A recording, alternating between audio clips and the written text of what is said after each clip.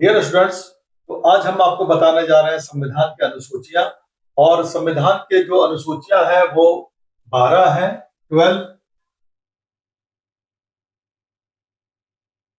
हम आपको बता चुके हैं। तो प्रथम जो अनुसूची है, फर्स्ट शेड्यूल, इसमें भारत के बारे में कहा गया है। भारत राज्य और इसके केंद्र शासित प्रदेश है, क्षेत्रफल, ये सब सारी बातें जो है, जो आप किसी भी किताब का जो पहला पेज होता है उसमें यही जिक्र होता है कि क्या है, नाम क्या है। तो संविधान का भी जो पहला है, आर्टिकल 1 जो है वो बताता है कि भारत है, और भारत क्या है, राज्यों का संघ है। तो यहाँ पे हम फर्स्ट शेड्यूल में भी भारत राज्य केंद्र शासित प्रदेश की ही बात किए हैं। तो अगर आपसे प्रश्न पूछा जाएगा कि भारत और इंडिया, ये दोनों शब्द का यहीं पर उल्लिखित है, वर्णित है हमारे संविधान में। और इसके बाद आता है सेकंड अनुसूची जो है, वेतन और भत्ते। वेतन भत्ते से है। तो वेतन भत्ते किनका?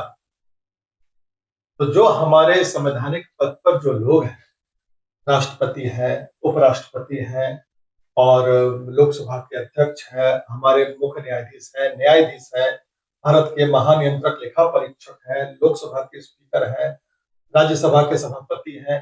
तो ये सभी लोगों का वेतन भत्ता क्या होगा, ये यहाँ डिसाइड होता है अनुसूची 2 में। अब आइए आगे हम चलते हैं, अनुसूची 3 की बात करें। तो थर्ड अनुसूची में शपथ है। हमारे संविधान में जो संवैधानिक पद पे जो लोग हैं उनके शपथ ग्रहण की बात यहाँ पे कही गई है। तो इसमें मुख्य रूप से मंत्रिपरिषद जो हमारा है, उनके सभी लोगों का शपथ ग्रहण का यहाँ पे जिक्र है। इसके अलावा राज्य मंत्रिपरिषद के लोग हैं, लोकसभा के स्पीकर हैं, सभापति हैं, उपसभापति, और भारत के महानियंत्रक लेखा परीक्षक हैं, सर्वोच्च न्यायालय के मुख्य न्यायाधीश शपथ ग्रहण करते हैं, उनकी बात कही गई है। और अन्य न्यायाधीश हैं सर्वोच्च न्यायालय के। ठीक उसी प्रकार से राज्यों के जो हाईकोर्ट है, उच्च न्यायालय, वहां के माननीय न्यायाधीश और मुख्य न्यायाधीश के विषय में शपथ ग्रहण की बात कही गई है। तो ये शपथ ग्रहण यहाँ पे थर्ड अनुसूची में देखने को मिलता है। प्रश्न ये है कि संवैधानिक पद पे राष्ट्रपति भी है, उपराष्ट्रपति भी है, और राज्यपाल है। तो क्या इनका भी जिक्र यहाँ पे है? नहीं। इनके लिए अलग से संविधान में प्रोविजंस किए गए हैं, उनको अलग अनुच्छेद है, उनके शपथ ग्रहण से संबंधित है, जो उनको अनुसूची में नहीं रखा गया है। थर्ड शेड्यूल में उनको नहीं रखा गया है। आपको कंफ्यूजन नहीं रखना है, आप कंफ्यूज मत होइएगा, क्योंकि थर्ड शेड्यूल में राष्ट्रपति,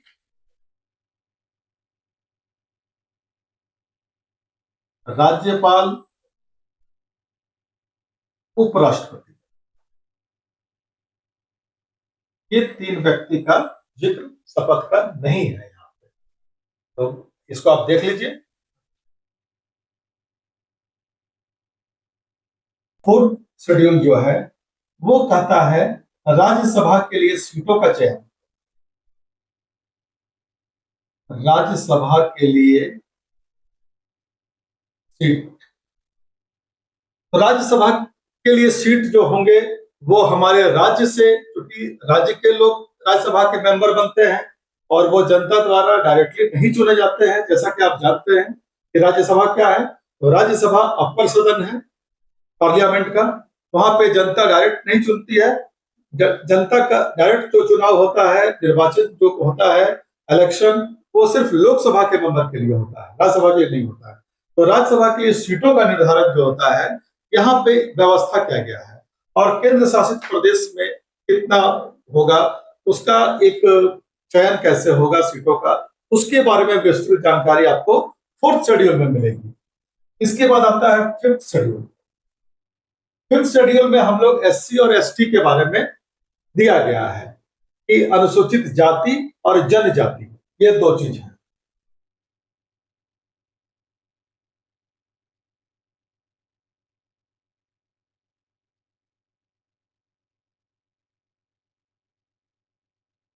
आपसे प्रश्न पूछता है कि किस संविधान के किस अनुसूची में अनुसूचित जाति और जनजाति के लिए विषय दिए गए हैं या वर्णित हैं या उनका उल्लेख किया गया है किस संविधान में, तो आपका उत्तर होगा फिफ्थ फिफ्थ अनुसूची में, फिफ्थ शेड्यूल में ये कहा गया है अनुसूचित जाति और अनुसूचित जनजाति। सिक्स्थ शेड्यूल भी बहुत आसान है आपको याद करना, क्योंकि सिक्स्थ शेड्यूल में केवल जनजाति की बात कही गई है, अनुसूचित जाति के लिए नहीं, केवल जनजाति की बात। तो केवल जनजाति किनके लिए, तो वो 4 राज्य जो पूर्वोत्तर राज्य हैं, असम, मेघालय, त्रिपुरा और मिजोरम। असम, मेघालय, त्रिपुरा, असम, मेघालय, त्रिपुरा और मिजोरम, ये 4। तो आपका संविधान का जो अनुसूचित फिफ्थ और सिक्स्थ है, 5वां और 6ठा, ये अनुसूचित जाति और जनजाति के बारे में बात कहा गया है, लेकिन सिक्स्थ में केवल जनजाति, और वो कौन, पूर्वोत्तर राज्य के 4 स्टेट जो असम, मेघालय, त्रिपुरा, मिजोरम है, इनके बारे में बात कही। इसके बाद आता है सेवंथ सूची, जो बहुत ही इंपॉर्टेंट है। सेवंथ सूची, सेवंथ सूची में क्या है, इसमें संघ, राज्य और समवर्ती 3 सूची होते हैं। ये लिस्ट है सेवंथ में।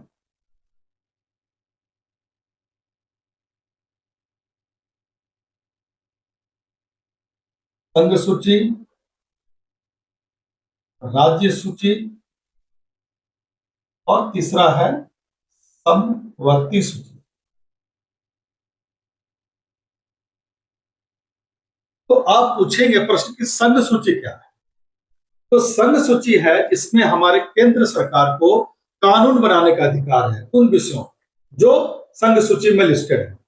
तो ऐसे कितने विषय हैं, तो ऐसे विषयों की संख्या पहले 97 थी, अब बढ़कर के 100 हो गई है।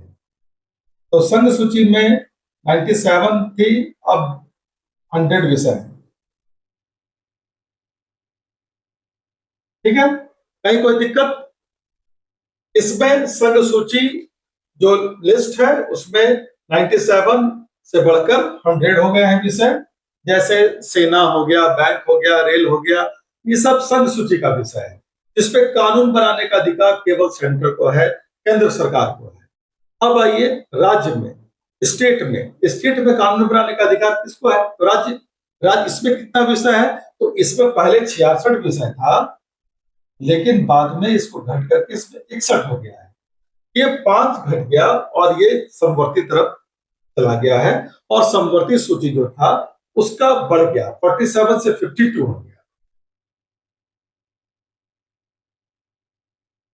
यह प्रश्न पूछता है कि समवर्ती सूची में कितने विषय हैं, पहले कितने थे, अभी कितने हैं, तो पहले थे 47, अभी हो गए 52। राज्य सूची में जो राज्य विषय अपना है, पुलिस, कानून व्यवस्था, ये सब जो है राज्य सूची है। समवर्ती सूची में आपका शिक्षा हो गया, कृषि से संबंधित बहुत सारी बातें हैं। समवर्ती सूची ऐसा है, समवर्ती मतलब दोनों, सेंटर और स्टेट दोनों मिलकर जो बनाएगा वो समवर्ती सूची में है। तो इसमें 47 विषय है और थे, और बढ़ करके 52 हो गए हैं। राज्य में 66 थे, घट करके 61 पे आ गए हैं, और संघ सूची 97 से 100 पे आ गए हैं। तो ये बहुत ही इंपॉर्टेंट है। और 8वां जो था वो था भाषा।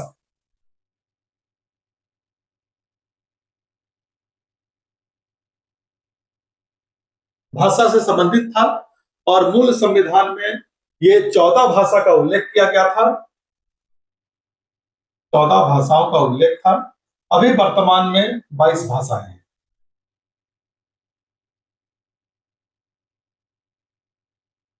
तो आप देखिए, 8वां अनुसूची भाषा से संबंधित है। प्रश्न ये भी पूछता है कि 8वां अनुसूची किससे संबंधित है, आपका उत्तर होगा भाषा से संबंधित है। मूल संविधान में कितने विषय थे, तो मूल संविधान में 14 विषय थे, बाद में वर्तमान में अभी बढ़कर के 22 भाषाओं का उल्लेख है। अभी हम 22 भाषाओं के बारे में संविधान में पढ़ते हैं। तो ये आप देखिए, ये हमारा मूल संविधान था, फर्स्ट अनुसूची से लेके 8th शेड्यूल तक। अब हम इसके बाद आपको बताएंगे 9, 10, 11, 12 4 अनुसूची जो जोड़े गए हैं। अब मैं उनको विस्तार से बताऊंगा आपको कि वो 4 वेरी इंपॉर्टेंट हैं, उनको आप ध्यान से पढ़िएगा। ये आपका मूल अनुसूची जो है मूल संविधान के, इनको आप याद कर लीजिए। पहला में भारत होगा, राज्य इसके होंगे, केंद्र शासित प्रदेश का उल्लेख किया गया है। दूसरा, संवैधानिक पद पे जो लोग हैं, राष्ट्रपति, उपराष्ट्रपति, लोकसभा के अध्यक्ष और न्यायाधीश, मुख्य न्यायाधीश जैसे तमाम जो लोग हैं, राज्यपाल हैं, सबके वेतन और भत्ते की बात यहाँ पर कही गई है। थर्ड में शपथ ग्रहण है, जो संवैधानिक पद के लोग हैं उनका शपथ ग्रहण का बात कहा गया है। फोर्थ है, राज्यसभा के लिए सीटों का चयन आवंटन कैसे होगा, उसके बारे में बताया गया है। 5 जो है सो अनुसूचित जाति और जनजाति के लिए है, और 6th शेड्यूल अनुसूचित जनजाति के लिए केवल बताए थे आपको। इसमें अनुसूचित जाति का उल्लेख नहीं मिलेगा, जनजाति का मिलेगा। और ये पूर्वोत्तर राज्य असम, मेघालय, त्रिपुरा और मिजोरम के लिए जनजाति लोग का कहा गया है। इसके बाद आता है 7th में संघ सूची, राज्य सूची, समवर्ती सूची। इसमें कितने विषय हैं ये मैं लिख दिया हूं, आप लोग देख सकते हैं। 8वां में भाषा का उल्लेख किया गया है। पहले मूल संविधान में 14 भाषा था, अभी वर्तमान में 22 भाषाओं का उल्लेख है। एक बार आप इस पर नजर डालिए, फिर मैं इसको आगे बताऊंगा इस संविधान में और 4 जो जोड़े गए भाग वो कौन कौन से हैं। ठीक है, अब आइए हम 9वीं अनुसूची के बारे में जानते हैं। 9वीं अनुसूची क्या है और ये कब इसको जोड़ा गया। तो 9वीं अनुसूची जो थी, संविधान बनने के बाद जब 26 जनवरी 1950 को लागू कर दिया गया संविधान, तो बहुत सारी बाधाएं आने लगी। उन बाधाओं को दूर करने के लिए संविधान में संशोधन की जरूरत पड़ने लगी। तो सर्वप्रथम संविधान में संशोधन किया गया 1951, ठीक 1 साल के बाद। 50 लागू हुआ, 1951 याद रखिएगा, 1 साल के बाद। 1 साल के बाद इसका जो 9वीं अनुसूची को मूल संविधान में जोड़ा गया। और प्रथम संविधान संशोधन कब हुआ, यह प्रश्न पूछता है कि प्रथम संविधान संशोधन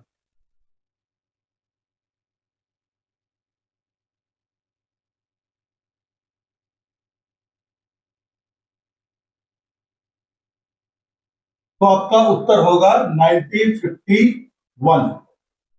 प्रथम संविधान संशोधन हुआ और संविधान में 9वीं अनुसूची जोड़ी गई। इसमें क्या विषय था, तो इसमें भूमि सुधार को रखा गया था। भूमि सुधार,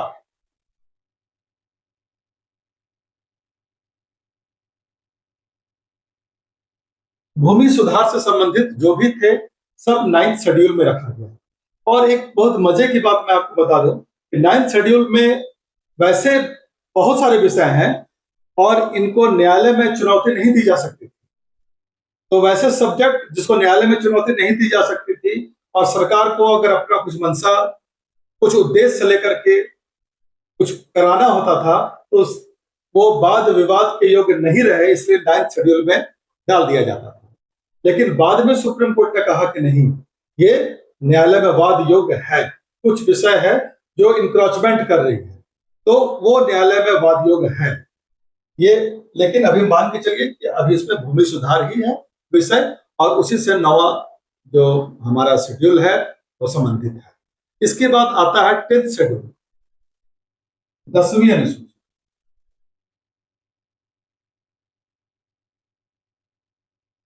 10वीं अनुसूची दल बदल कानून।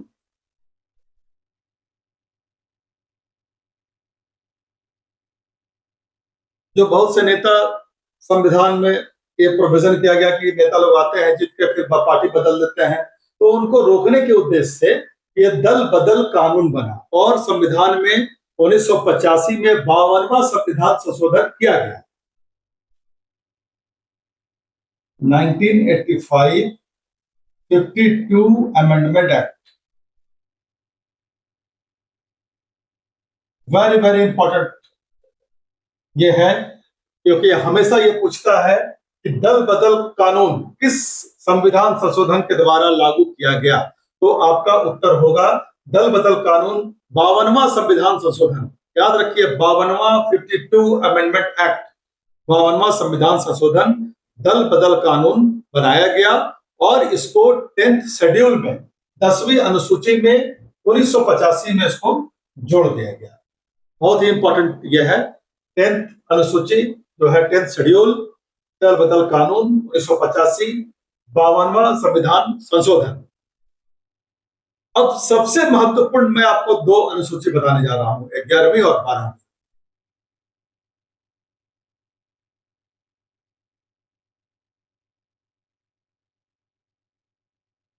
11वीं अनुसूची 1992 में कानून पास किया गया और यह था पंचायती राज से संबंधित।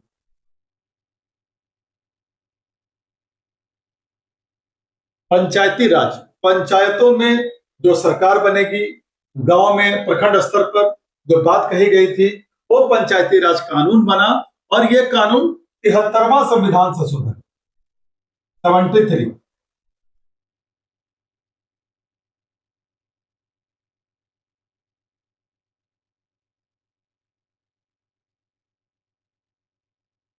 नाइनटीन 92 में कानून बना, लेकिन लागू कब हुआ? 1993 में।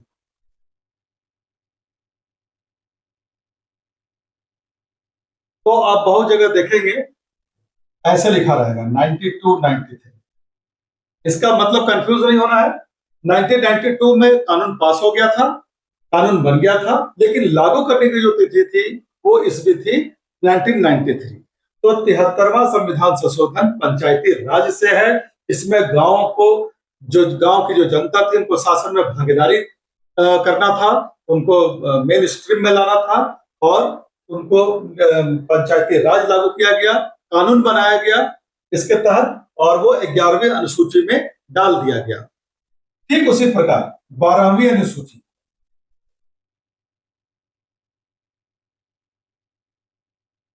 ये भी वही है। जब हम गांव की बात किए तो अब शहर की बात करेंगे। तो यहाँ पे शहर स्थानीय जो था वो नगर प्रशासन से संबंधित था।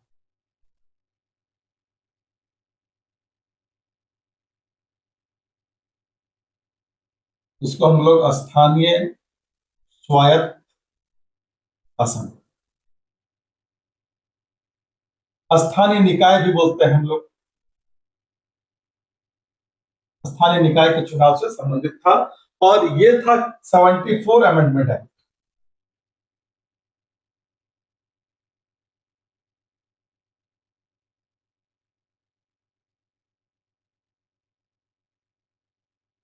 तिहत्तरवां पंचायती राज, 74वां नगर प्रशासन स्थानीय शहरी निकाय जिसको हम लोग बोलते हैं, वो भी था। आप देख लीजिए ये 12 अनुसूची आ गया। 8 मूल थे, उसके बाद 9 भूमि सुधार, 10 दल बदल, 11 पंचायती राज, 12वां नगर प्रशासन।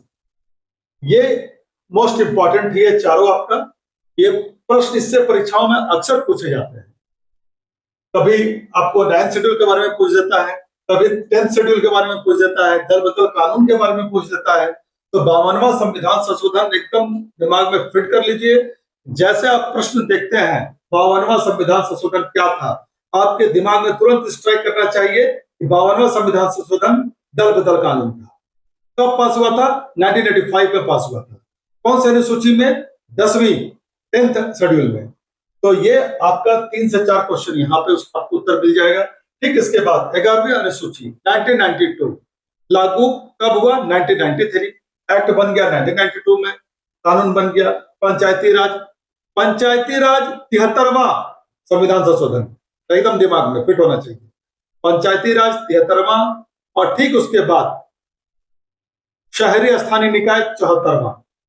11वीं अनुसूची, 12वीं अनुसूची एकदम लगातार है, साथ में है, आपको याद करने में दिक्कत नहीं होगा, क्योंकि 11th गांव की बात कही गई है, गांव पंचायत की बात कही गई है, 12 में शहर की बात कही गई है। गांव पहले, गांव फिर शहर। मैं आपको हमेशा बोलता हूँ पहले गांव की बात करेंगे तो 11वीं अनुसूची की बात करेंगे, फिर शहर की बात करेंगे तो 12वीं अनुसूची की बात करेंगे। कहीं कोई कंफ्यूजन नहीं रखें, अच्छा से याद कर ले। 4 ये जो मुख्य हैं, 9, 10, 11, 12 ऐसे याद हो जाएगा। मुझे तो पढ़ाते पढ़ाते याद हो गया, आप लोग को, आप लोग अच्छा से पढ़ लीजिए, याद हो जाएगा। 9th शेड्यूल भूमि सुधार, 10th शेड्यूल दल बदल कानून से है, और 11 और 12, 11 पंचायती राज से है और 12 शहरी स्थानीय निकाय से। बस, थैंक यू सो मच। आज क्लास इतना ही है। आप अच्छा से देख लीजिए।